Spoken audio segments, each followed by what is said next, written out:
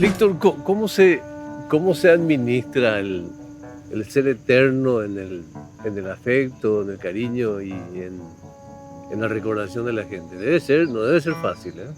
Antes que nada, Gusto, un placer estar en tu programa. Y no, la verdad que no, a mí siempre fui muy natural, ¿verdad? Con la gente, con los amigos, inclusive con mis adversarios de turno, ¿verdad? Que eran circunstanciales. Yo nunca tomé a mis adversarios algo personal, ¿verdad? Sí, quizás una o dos veces lo tomé personal y me hacía bajar mi rendimiento, pero eso hizo, creo yo, que gane afectos. Siempre tengo los mismos amigos que tuve antes de empezar a jugar al tenis, del colegio. Y bueno, y tengo recuerdos del público en sí, del público paraguayo, siempre como muy contento por lo que piensan y la verdad que muy bueno en ese sentido. Estoy muy contento. Ahora tengo 65 años y haber conservado ese privilegio, ¿verdad? El hecho de tu soledad, porque no había un contexto multitudinario de tenistas de tu edad, ni de más grandes que vos, ¿te habrá marcado también en algunas virtudes deportivas concretas, Víctor? Sí, lógico, es totalmente O individual. sea, te pasaste una parte importante de tu etapa formativa peleando solo contra lo imposible que es el frontón, ¿verdad? Le tiraba algunos globitos de vez en cuando para ganarle. No, así es, horas y horas con el frontón, ¿verdad? Y bueno, y después eso lo llevo porque empiezo a viajar solo también. La primera etapa hasta los 14 con mi padre, ¿verdad?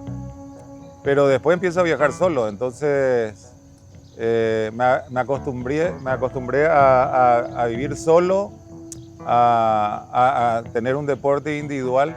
Cuando viajo a París a jugar Roland Garros, me fui a jugar menores 18 junior, ¿verdad? Con 17 años. Ahí yo me di cuenta que iba a ser profesional. Me fue muy bien en el torneo, gané el torneo. Y yo en realidad ahí me fui por 15 días para jugar el torneo y venía a Paraguay, ¿verdad? Y me quedé 6 meses en Francia a jugar torneos de primer nivel, pero no ese torneo de ATP que es a través del mundo, sino enfocado en Francia, ¿verdad? Eso me sirvió. Y ahí yo me di cuenta que mi destino estaba en el tenis. Pero hay una foto histórica tuya trepando al avión de un chico que no deja dudas que no tenía una cédula de mayor de edad. ¿Cuándo fue eso y qué conquista lograste en ese viaje? Ese fue, se llamaba la aerolínea americana, se llamaba Braniff. Braniff. Yo tenía 15 años cuando me fui a jugar a Miami, que Miami era una cosita así, hoy Miami es gigantesco, ¿verdad? Fue en el 71, no, en el 70 fue, y viajé en Braniff y bueno, esa es la foto que hoy en día tengo ya usaba gafas, lentes oscuros. Y bueno, ese fue el primer desafío. ¿Viajabas solo? Ese sí, fue la primera vez que viajé solo y la primera vez que me fui a Estados Unidos, ¿verdad? Antes viajaba mucho por Sudamérica, ¿Ya Argentina. tenías un buen inglés o te No, fuiste a pelear? nada, cero. Fue una aventura. Yo llegué al aeropuerto y no sabía ni cómo se llamaba el hotel, dónde quedaba el club donde se jugaba y así, no sé, aparece gente que pregunto así, me dice, no, yo también voy ahí, esto y lo otro, en un aeropuerto, ¿verdad? El aeropuerto de Miami en ese entonces no era tan, pero así, como que tenía un ángel que me cuidaba, ¿verdad? Siempre aparecía alguien que me salve en situaciones extremas, ¿verdad? Eso fue la primera vez que me fui a Miami, la primera vez que me fui a Europa. Lógicamente después ya te acostumbras a la situación, ya sabes cómo viene la mano y después ya es todo más fácil. Claro. Pero ese periodo de los 14 a los 18 realmente fueron muy solitarios y muy difíciles y muy aventureros.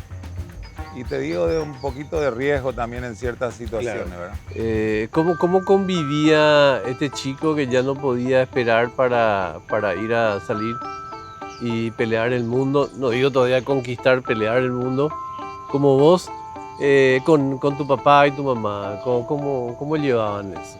Y papá era, la verdad que era increíble, porque no le gustaba tanto el tenis, le gustaba tanto que yo juegue, que él no medía el riesgo de que yo viaje solo a esa edad. Mi madre sí, mucho más conservadora, lógicamente ella cada vez que me iba sufría. Mi padre no, al contrario, estaba re feliz. Y a mí me gustaba mucho viajar también. Entonces, no era que yo me iba a jugar, uy, extrañaba Asunción o Paraguay, ¿verdad?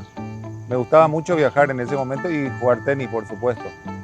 Entonces, por eso me pasaba mucho tiempo. Lógicamente, en un momento, después de 6 meses, empezaba a extrañar y quería volver, ¿verdad? Pero una de las cosas para ser tenista es no tener que extrañar tu tierra. Porque durante 15, 20 años, 10 meses al año vas a estar fuera de tu Claro. casa. Avanzando en la historia, conseguí ese logro a nivel juvenil en Roland Garros.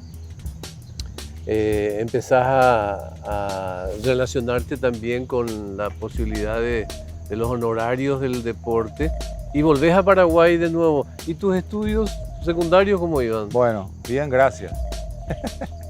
No, yo era relativamente un buen alumno hasta el 4.º curso. Relativamente. Sacaba, en ese entonces era del 1 al 10, sacaba 7, 8. Y después empecé a entrenar más duro y los torneos, los partidos en Paraguay eran de noche, llegaba cansado y ahí empecé el 5.º curso a bajar de nivel.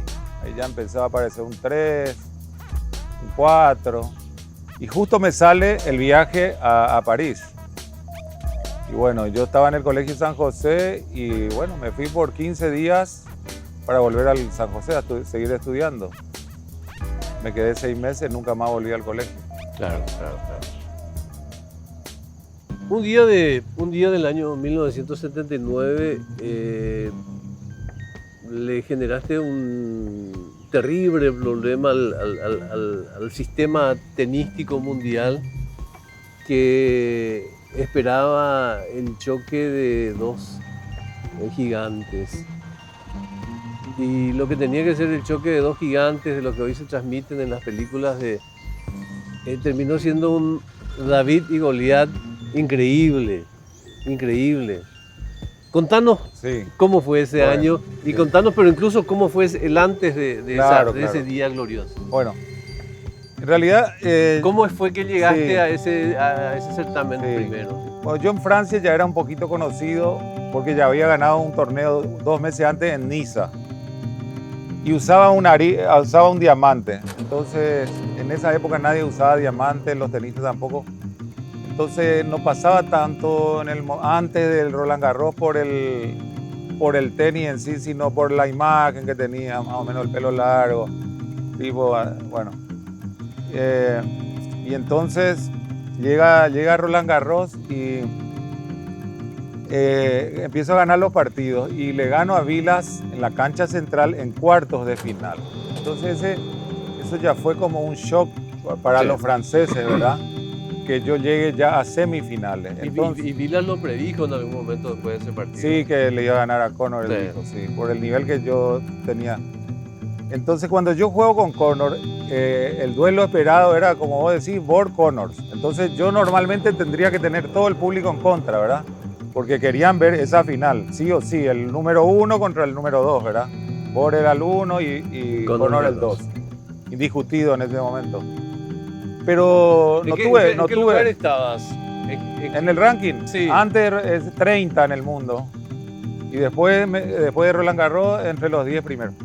Pero yo no, la gente no es que se puso en contra mía para ver esa final. Yo sentí que el público le apoyaba tanto a él como a mí, Fue muy respetuoso. totalmente. Y bueno, y después capaz la que final buscaba una sorpresa también. también, a lo mejor. Una experiencia. Pero sí, pero no, muy bien. Y lógicamente después la final Yo era el que me aplaudían y Borja había ganado Claro. 3, 4 veces. Antes quédate en el encuentro anterior, por favor. Sí, porque ya me hubiera gustado que me cuentes más cosas sobre el encuentro con Vila, que habrá sido genial. Pero contame del partido anterior con el norteamericano. ¿Entraste con alguna idea estratégica concreta? ¿Lo estudiaste? ¿Cómo fue ese planteo? Bueno, yo con Connor en el 77 ya había jugado un partido, un cuarto de final en un torneo importante y había perdido 6-4 en el tercero. O sea, ya le gané un set, fue muy parejo, llegamos 4 iguales y ahí me gana un 6-4 en el tercero por su experiencia, ¿verdad? Entonces yo cuando entro a jugar con Connor, yo ya sé que tengo chances de ganar. Más viniendo de ganarle a Vila en cuarto de final y el nivel que tuve con Vila, ¿verdad? Porque no fue un partido apretado, sino yo me sentía fuerte físicamente, con mucha confianza. Entonces ya mentalmente yo entro ya sabiendo que tengo mis chances, ¿verdad? Y bueno, y tuve, por suerte, ¿verdad? Gané los dos primeros sets muy peleados y los dos fueron para mi lado, ¿verdad?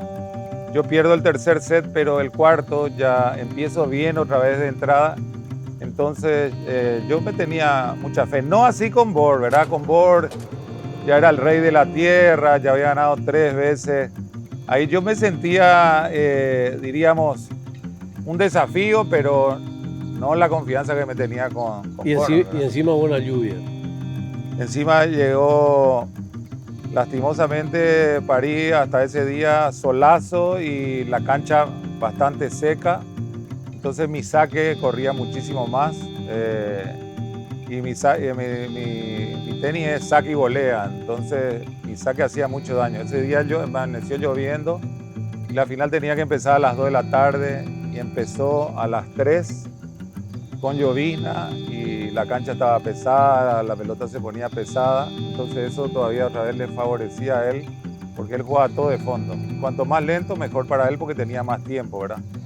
Tampoco no es una excusa porque él ya había ganado 3 veces Roland Garros y en ese momento era invencible prácticamente en tierra. De todos los años que jugó solamente perdió una vez, ¿verdad? Con un italiano que se llama Panatta.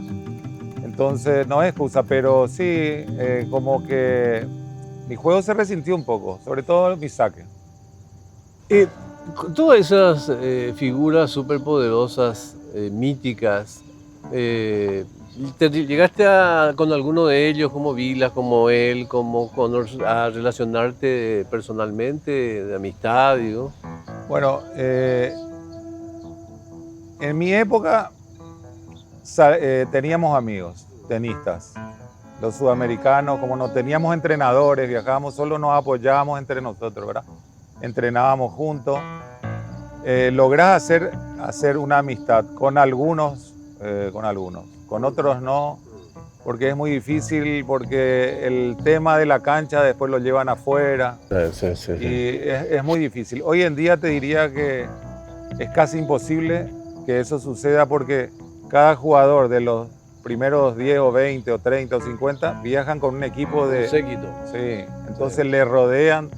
Tienen un hotel para cada uno, digamos. Claro, ya no salen a cenar, salen con su equipo y eso es una de las cosas que se perdió que nosotros teníamos. Lógicamente había jugadores, Connor era uno de ellos que era, hijo, en la cancha era insoportable y afuera también. McEnroe, por ejemplo, era insoportable dentro, pero afuera era un tipazo, un tipo buenísimo, ¿verdad? Entonces, pero los sudamericanos nos llevamos todos bien. Entre nosotros éramos amigos. Quizás Vila, porque era el referente, él hacía un poquito rancho aparte, que es normal porque claro, para que no agarres tanta confianza con él, ¿entendés? Un sistema que adoptan los jugadores. Cuando llegas a ese lugar estratosférico realmente, y reitero, son muy injustos cuando recordamos solamente ese momento y no recordamos la etapa posterior. Esa fue la etapa más de película de tu vida, evidentemente. Cuando logras ese momento, Víctor, ¿vos sos consciente de que en este país gente que nunca oí yo hablar de una raqueta, de una red, de una pelota, empezó a figurarse en su cabeza y empezó a improvisar el tenis en Sí. todo el país, ¿no? Sí, sí. ¿Cómo viviste esa experiencia? No, bien, bien. Era algo espectacular que el tenis se vuelva popular. Yo me acuerdo, antes de esa época, el 79, nosotros, por ejemplo, ya jugué unos torneos internacionales acá en el 76, por ejemplo, en el Cerro Porteño, el Padeco, que se llamaba, jugué con un sudamericano, no me acuerdo ahora, el primer partido, y empieza el partido, saco yo y gano el primer punto. Entonces el árbitro dice 15-0. Uy, estamos ganando por goleada. Dice alguien. Claro, Sí, entonces sí. no tenía ni idea del Sí, tanteador. sí, sí. Pero después en el 79 todos ya sabían el marcador, se jugaba en las calles, en el empedrado, ponían una red, empezaban a jugar. Se volvió mucho más popular, ¿verdad?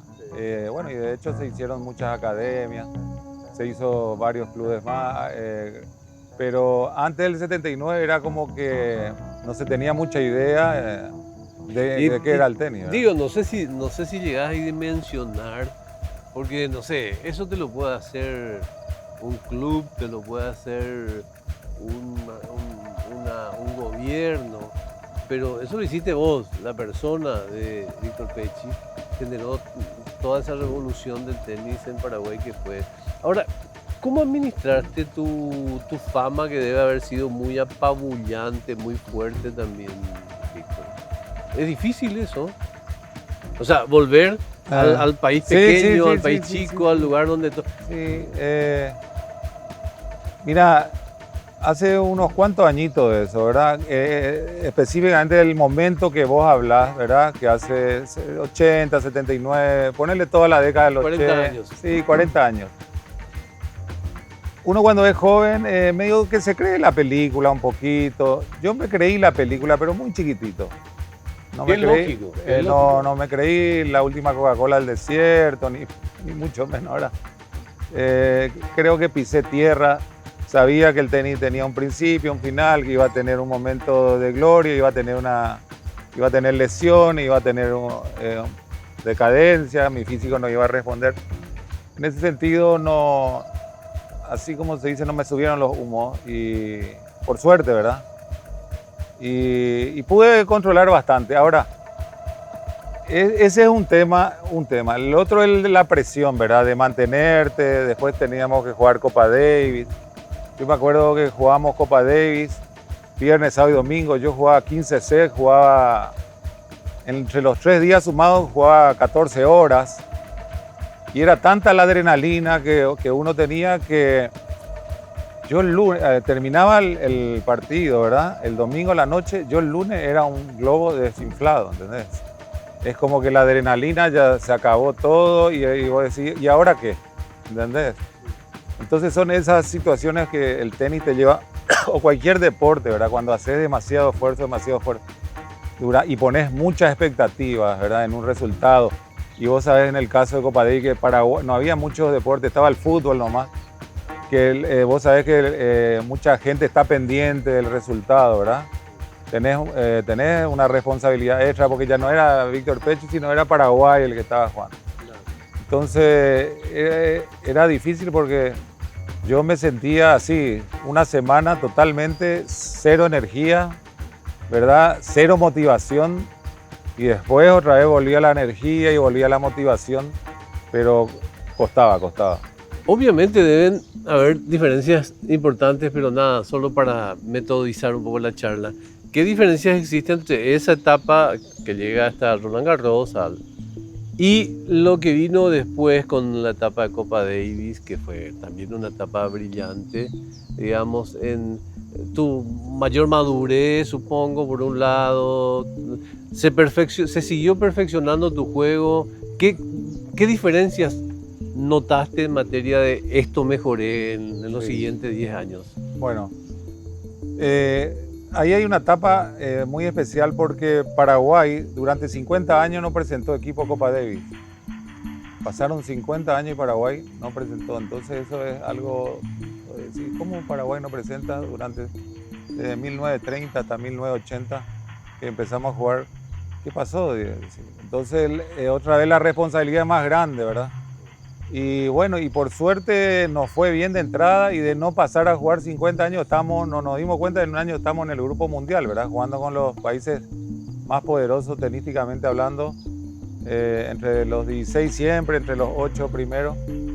Y eso hacía que yo entrene mucho más, que esté mucho más motivado en esa etapa. Me preparaba especialmente para, como no lo hacía en otros torneos. ¿Cómo se formó ese equipo? Y ese equipo se formó, mi compañero fue Francisco González, él es puertorriqueño. ¿Y su historia de Sí. paraguayización cómo Sí, fue? nosotros fuimos invitados a jugar un circuito de una marca de cigarrillos. En ese momento el cigarrillo se podía Claro. oficiar los deportes, en el Caribe. En el Caribe. Y nos tocó jugar, nos pusieron como compañeros de doble. Y lo hicimos muy bien y empezamos a ganar muchos torneos ahí. Y Puerto Rico dependía de Estados Unidos deportivamente también. Entonces él no tenía chance de jugar la Copa Davis porque estaba Connor, estaban muchísimos jugadores de primerísimo nivel. Entonces yo le invité a él. En ese momento no necesitaba ser nacionalizado paraguayo. En esa época necesitaba residencia en Paraguay. Entonces él vino en uno de los viajes, jugamos una exhibición acá, tan aeropuerto, entrada, y ahí empezó su trámite de residencia. Y después lo llevamos, en el 82 empezamos, él ya con la residencia pudo representar a Paraguay, porque Puerto Rico en ese momento no presentaba equipo, Claro. ahora sí ya presenta, independientemente de Estados Unidos. Fue un equipo memorable. Sí, la verdad que sobre todo jugamos muy bien el doble también. Y ganamos a países que ni nosotros pensábamos que normalmente tendríamos chance, ¿verdad? Porque era Francia, Estados Unidos, República Checa con Lendl, que era el número 1 del mundo. Sí, sí, sí. O sea, de local nosotros éramos muy fuertes, muy fuertes. De visitante nos costaba un poco más, ¿verdad? Porque lógicamente ellos también tenían su poderío. La historia del parqué fue muy interesante. La historia del parqué esa fue memorable porque al principio jugábamos, estaba el parqué pero poníamos una alfombra.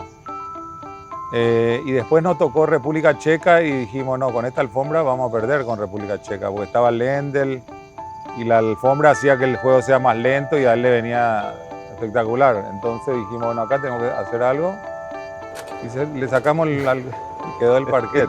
¿Qué dijeron? ¿Qué pasa con esta pelota que es imposible de ver, no? No, era mucho más rápido, todo más rápido. ¿Y cómo ves el futuro del tenis en Paraguay? ¿Qué cosas estás viendo que te decís, mira, esto puede ser interesante?